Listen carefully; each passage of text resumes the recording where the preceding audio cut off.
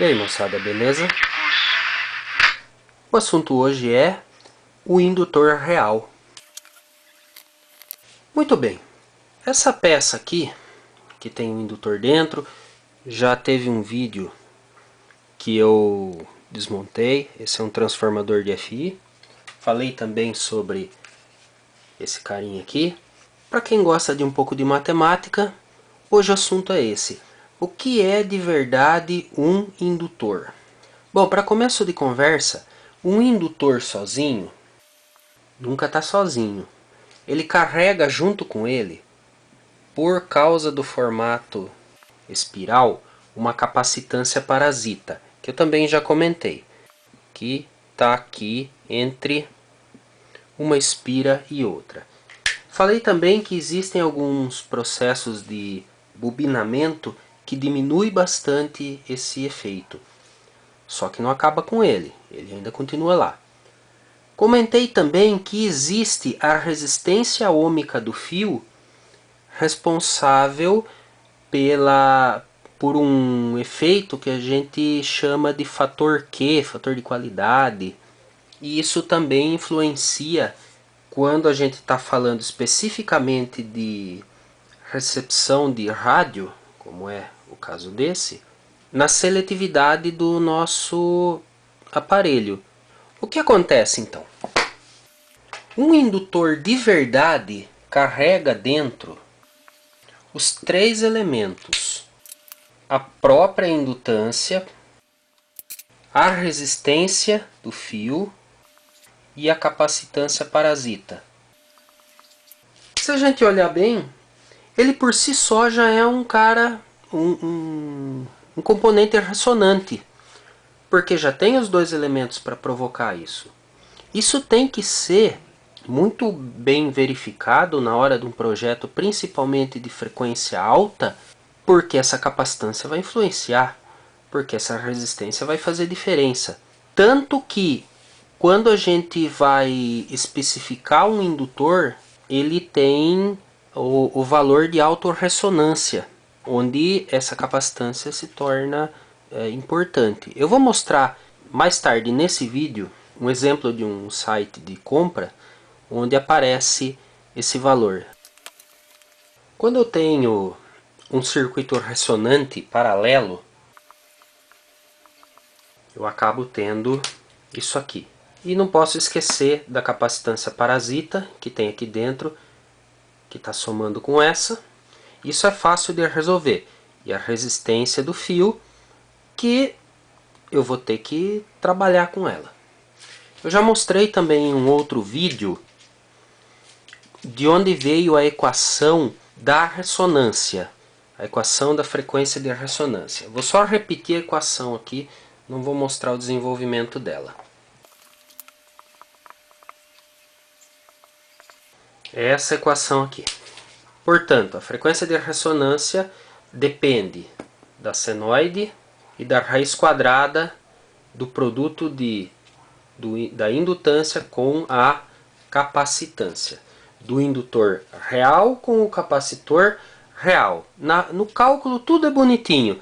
Na prática você vai ter que ajustar trimmer, alguma coisa assim.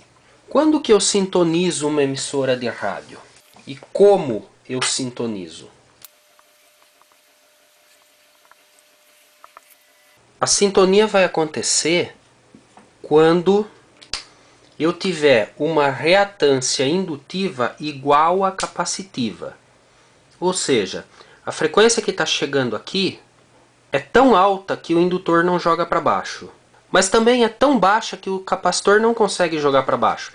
E é a única que sobra aqui na frente para ser amplificada. Frequências menores passam pelo indutor e são aterradas. Frequências maiores são aterradas via capacitor. Esse, portanto, é um filtro seletivo, é um filtro passa-faixa. E essa é a reatância indutiva, onde eu vou isolar F, isolar a frequência. Aqui eu encontro a frequência a partir de uma reatância. Mas muito bem. A frequência que eu escolhi vai provocar uma reatância indutiva. A mesma coisa aqui com a reatância capacitiva. E a sintonia vai acontecer quando uma frequência faz esses dois serem iguais. E o que tem a ver o fator Q? Ele pertence só ao indutor e depende da reatância indutiva e da resistência desse indutor. Traduzindo em miúdos, esse Q, o fator de qualidade ou o fator de mérito, vai ser maior quando a resistência for menor. A princípio, essa seria a solução ideal. Reatância muito alta e resistência muito baixa, onde eu tenho uma grande formação de campo magnético por causa da reatância e uma pequena produção de calor por causa da resistência. Porque resistor, quando eu aplico energia, produz calor. Desse modo, quando eu recebo um sinal de rádio, eu quero produzir campo magnético e não produzir calor com esse sinal, porque aí é sinal perdido. E vamos a um exemplo. Vamos supor que eu tenho essas condições aqui.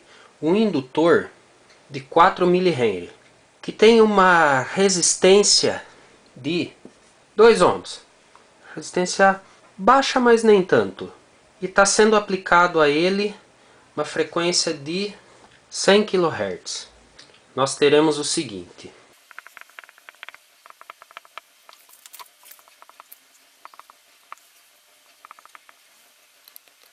Que dá como resultado 2513,2 ohms. Nessa situação, o fator Q dele será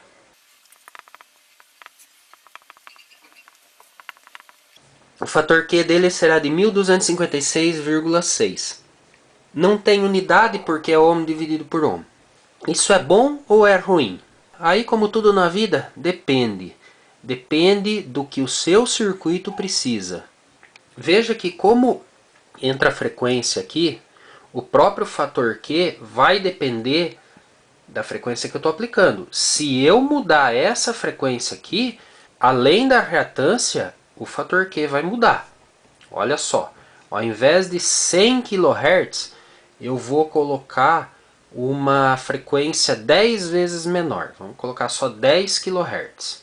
Eu entro aqui no cálculo, o resultado será esse aqui, 251,3 ohms, e o fator Q vai cair para 125,6. Todo mundo diminuiu em 10 vezes. Quer dizer então, derrubando a frequência, diminui o fator Q. Lembrando que um Q maior, eu tenho um receptor mais seletivo. E um Q menor, o receptor vai ser menos seletivo. Ele vai abraçar mais frequências e corre o risco de eu acabar sintonizando duas emissoras, misturar os sinais. Por que isso? Bom, para mostrar, eu vou mostrar em cálculos. Eu planilhei isso no Excel e você vai ver no gráfico que vai acontecendo. Vamos comigo lá. Aqui eu coloquei todas as equações da lousa. Coloquei um indutor, um capacitor. A frequência de ressonância calculada foi essa aqui, 145.292 Hz.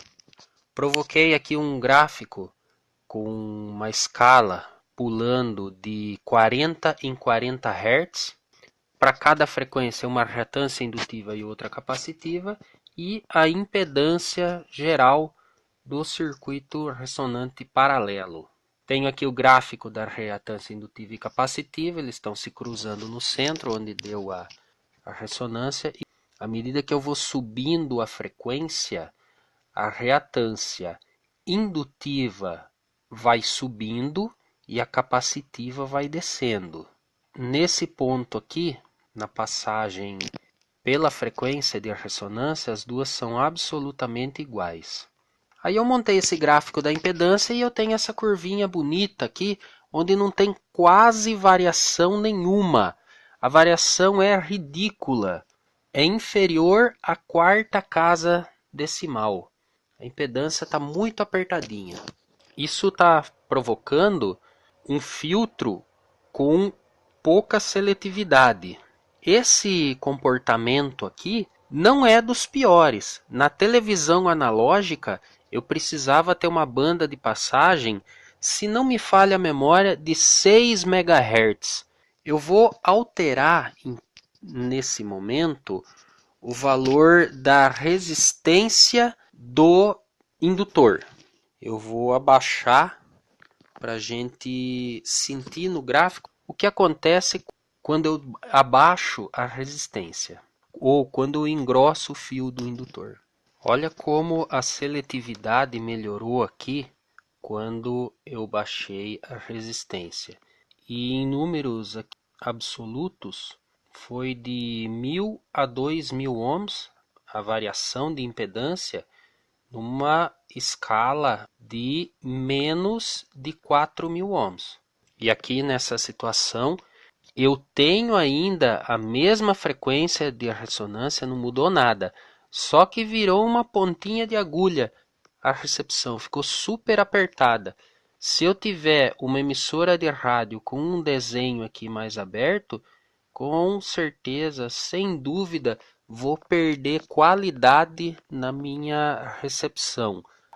E aqui no site da DigiKey, quando eu estou procurando por indutores, olha só, além de todas as opções como a indutância, tolerância, corrente de saturação do núcleo, eu ainda tenho a resistência ohmica, o fator Q numa determinada frequência e a frequência de autorressonância dele, onde a capacitância interna, ou parasita, e a indutância fazem ele entrar em oscilação natural. Beleza? Fica aí o meu convite para você enviar sugestões para a gente conversar mais um pouco, fazer algum outro vídeo que seja interessante nessa linha de pensamento. Se você gostou do vídeo, clica na bolinha que aparece aí no seu lado esquerdo e os 2 vídeos de baixo que tem tudo a ver com esse assunto, tá bom? Um grande abraço e até a próxima.